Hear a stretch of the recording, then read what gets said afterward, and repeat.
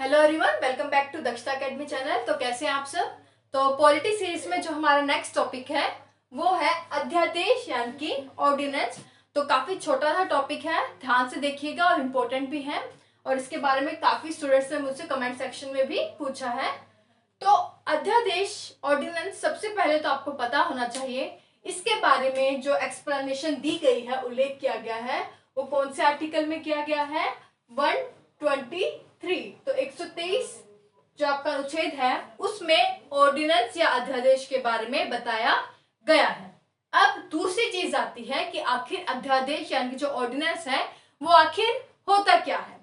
तो जब आपका संसद सत्र नहीं चल रहा हो, पार्लियामेंट सेशन जो है वो नहीं चल रहा होता है, तब अगर राष्ट्रपति जी को लगता है कि ऐसी सीरियस कंडीशंस है, ऐसी गंभीर जो है परिस्थितियां हैं कि इन परिस्थितियों में ऐसा कोई कानून बनाया जाए, लेकिन क्योंकि संसद का सत्र नहीं चल रहा है तो ऑब्वियस है कोई एक्ट तो पारित नहीं हो सकता। क्यों? क्योंकि अधिनियम बनाने का जो कार्य है वो कौन करता है? आपकी विधायिका यानी जो आपकी संसद के द्वारा किया जाता है, लोकसभा राज्यसभा के द्वारा। उसके बाद आपका जो प्रस्ताव है वो पारित होकर दोनों सदनों से कहा जाता है, आपके राष्ट्रपति जी के पास जाता है और राष्ट्रपति उस पर हस्ताक्षर करते, अप्रूवल करते। उसके बाद कोई आपका जो विधेयक है वो प्रस्ताव है, आपका कोई अधिनियम बन जाता है और उसके अकॉर्डिंग आगे आपके लॉज बनते हैं।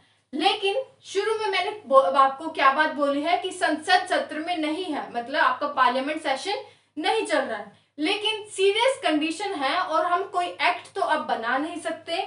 तो ऐसी कंडीशंस में राष्ट्रपति जी के पास क्या शक्ति है कि वो कोई ऑर्डिनेंस या अध्यादेश जारी कर सकते हैं आपके सीरियस कंडीशंस को देखते हुए, जो कि उन परिस्थितियों में, उन कंडीशंस में इंपॉर्टेंट है। क्योंकि ऐसी कंडीशंस में अचानक से आपका कोई संसद सत्र तो क्योंकि चल नहीं रहा है तो एक्ट तो पारित नहीं हो पाएगा, इसलिए उन कंडीशंस में राष्ट्रपति के द्वारा क्या पारित किया जाता है? अध्यादेश या ऑर्डिनेंस।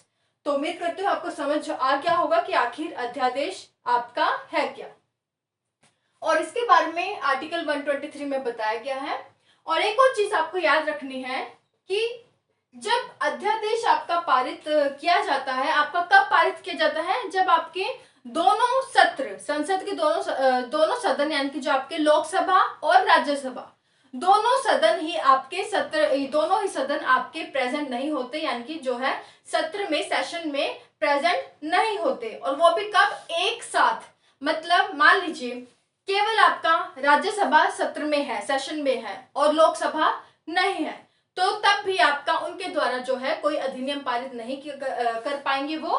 तो ऐसी कंडीशंस में भी क्या है? अध्यादेश जारी किया जाता है।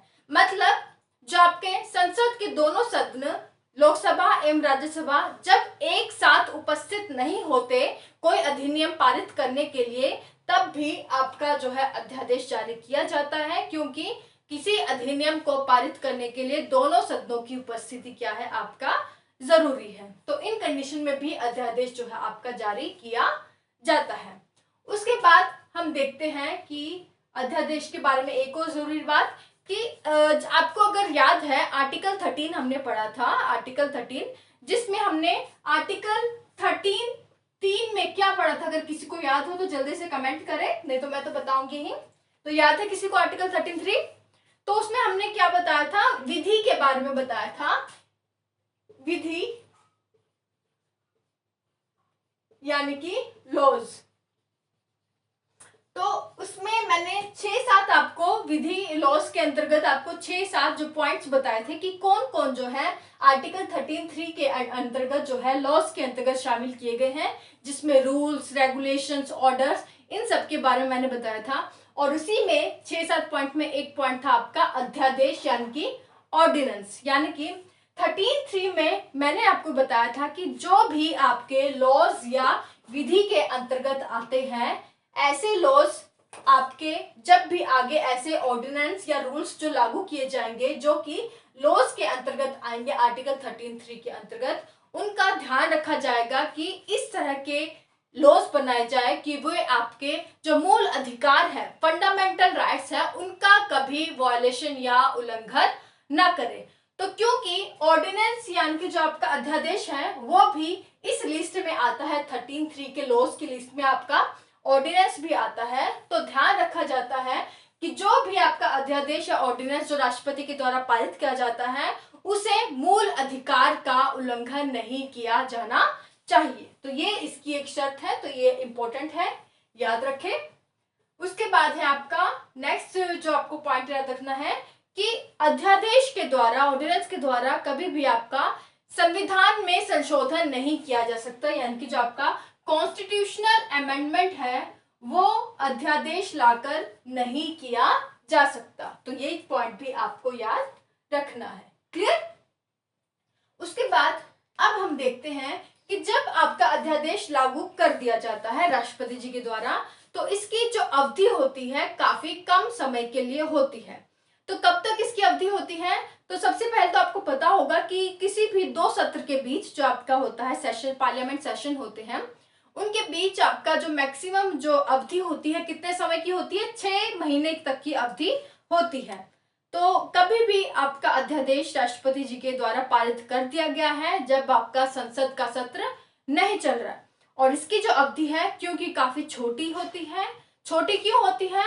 क्योंकि जब भी आपका संसद का सत्र चलेगा, पार्लियामेंट सेशन आपका चलेगा, तो उसके 1.5 महीने के अंदर, यानी कि 6 वीक के अंदर, 6 सप्ताह के अंदर, 6 वीक्स या 6 सप्ताह के अंदर जो है आपका वो अध्यादेश या ऑर्डिनेंस जो राष्ट्रपति जी के द्वारा पारित किया गया है, कि अगर इस अध्यादेश का 6 हफ्ते के अंतर्गत, और ये 6 हफ्ते कब से शुरू है? जिस डेट से, जिस तिथि से आपका पार्लियामेंट सेशन आ गया है, जो संसद का सत्र शुरू हुआ है, उस डेट से 6 सप्ताह के अंदर, 6 वीक्स के अंदर, अगर आपका राष्ट्रपति द्वारा जो अध्यादेश पारित किया गया है, ऑर्डिनेंस पारित किया गया है, अगर उसका अनुमोदन कर दिया जाए, अगर उसका अप्रूवल दे दिया जाए संसद के द्वारा, पार्लियामेंट के द्वारा, तो ये जो आपका ऑर्डिनेंस है यह आपका क्या बन जाता है? एक्ट या अधिनियम बन जाता है। क्लियर? लेकिन एक कंडीशन तो ये हो गई। दूसरी कंडीशन है कि अगर 6 हफ्ते के अंदर ही, 6 हफ्ते से यानी कि पहले ही या फिर उसके 6 हफ्ते तक, 6 हफ्ते के अंदर कभी भी, उस दौरान अगर संसद सत्र ने आपका ये जो अध्यादेश है ये खारिज कर दिया है, तो यह जो ऑर्डिनेंस है वहीं पर जो है आपका खत्म हो जाता है, यह अध्यादेश आगे नहीं चलता, यानी कि एक्ट या अधिनियम नहीं बन पाता। तो ये चीज आपको याद रखना है। 6 वीक्स याद रखें संसद सत्र के चलने पर। जिस डेट से संसद सत्र चला है आपका, तो उससे 6 हफ्ते के अंतर्गत अंदर आपको ये डिसाइड करना होता है कि उस अध्यादेश या ऑर्डिनेंस को एक्ट या अधिनियम बनाना है या नहीं बनाना है। दूसरी चीज है, अगर संसद का सत्र चल रहा है और उस दौरान लोकसभा पहले आ गई और राज्यसभा बाद में आई, मतलब आपका पार्लियामेंट सेशन शुरू हो गया है, लेकिन राज्यसभा जो है आपकी संसद में सत्र में पहले जो है प्रेजेंट हो गई, उपस्थित हो गई, उसके 2-3 दिन बाद लगा लीजिए या 1 हफ्ते बाद लगा लीजिए, लोकसभा उसकी किसी भी कारण से अगर लोकसभा बाद में आती है, तो या फिर 1 दिन बाद आए या 1 हफ्ते बाद, कभी भी बाद आए, तो जिस डेट से जो दूसरी सदन है वो आपका पार्लियामेंट सेशन में उपस्थित हुआ, तो उस डेट से ही आपका 1 हफ्ता या जो 6 वीक्स की अवधि है वो गिनी जाती है। तो ये चीज आपको याद रखनी है। मतलब क्योंकि मैंने आपको शुरुआत में बताया है कि कोई भी अधिनियम पारित करने के लिए क्या आपका जरूरी है कि दोनों सत्र जो है, दोनों सदन पार्लियामेंट सेशन में एक साथ उपस्थित हो। और एक साथ उपस्थित कब है?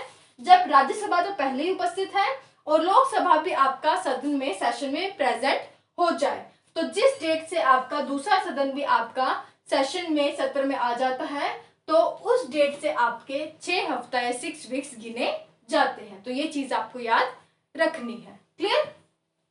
उसके बाद अध्यादेश को राष्ट्रपति के द्वारा, क्योंकि जो राष्ट्रपति के द्वारा लाया जाता है ऑर्डिनेंस, और इसे अध्यादेश को राष्ट्रपति के द्वारा कभी भी समाप्त किया जा सकता है। तो ये चीज आपको याद रखनी है। उसके बाद मेन चीज की जो आपका अध्यादेश है, ऑर्डिनेंस है, इसका न्यायिक पुनर्विलोकन या जुडिशियल रिव्यू किया जा सकता है या नहीं। तो अध्यादेश जो कि राष्ट्रपति के द्वारा लाया गया है उसका जुडिशियल रिव्यू यानी कि न्यायिक पुनर्विलोकन किया जा सकता है या नहीं, कि उन्होंने कहीं वो अपनी मन मर्जी से तो ये जो है अध्यादेश नहीं ले आए हैं, उनकी इसके अध्यादेश लाने के पीछे क्या उनकी इंटेंशन थी, क्या उनकी कोई असद्भावना तो नहीं थी। तो ये सब, इन सभी के बारे में जो है आपका न्यायिक पुनर्विलोकन भी हो सकता है, यानी कि अध्यादेश या ऑर्डिनेंस जो कि राष्ट्रपति जी के द्वारा ला जाता है उसका जुडिशियल रिव्यू हो सकता है। क्लियर? तो ये था आपका पूरा अध्यादेश या ऑर्डिनेंस के बारे में। मैंने पूरी कोशिश की है कि इससे रिलेटेड जितने भी पॉइंट थे आपको बता दिए जाए। कोई पॉइंट नहीं समझ में आया हो तो कोई बात नहीं, कमेंट सेक्शन में पूछ ले। पिछले 3-4 वीडियोस थी, मैं मानती हूँ कि उनके मैं कमेंट्स साथ साथ रिप्लाई नहीं कर पाई हूँ, क्योंकि आपको लगा होगा क्योंकि सेटअप में भी थोड़ा चेंज हुआ है पूरा, क्योंकि थोड़ी कंडीशंस ऐसी आ गई थी तो पूरा सेटअप भी चेंज करना पड़ा है। तो इस कारण जो है कमेंट्स नहीं मैं आपके रिप्लाई कर पाई, उसके लिए रियली सॉरी।